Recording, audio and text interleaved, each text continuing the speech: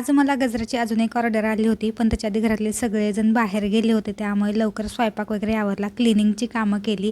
आणि पावसात कपडे वाळत घालायचं हे खूप मोठं टेन्शन असतं. आधी बघा, इथे कपडे वाळत घालावे लागतात, त्यानंतर इथले कपडे काढायचे आणि ते आतल्या दोऱ्यावरती टाकायचे. एवढं जेव्हा तो पावसाळ्यामध्ये कपडे वाळवण्याचा स्ट्रगल असतो इकडे. पटपट सगळी कामं केली आणि ऑर्डर कंप्लीट करायला बसले. अर्ध्याच तासात माझी जी आहे इथपर्यंत ऑर्डर कंप्लीट झाली होती. त्यानंतर लगेचच घरचे पण आले होते आणि मम्मींनी येताना हा भाजीपाला आणला होता, कारण आमच्याकडे पुढे 2 आठवडे भाजीची गाडी अजिबात येणार नाहीये. आणि आज संध्याकाळच्या जेवणामध्ये मस्तपैकी पनीरची भाजी आणि मिरची पकोडा असा बेत होता. पनीर आधी मी शालो फ्राय करून घेतलं होतं आणि हे कोरडं खायला पण खूप छान लागत होतं. काल शेजारी इडलीचं ताट दिलं होतं आणि आज त्याच ताटामध्ये मस्तपैकी थालीपीठ आणि चवळीची उसळ आली होती.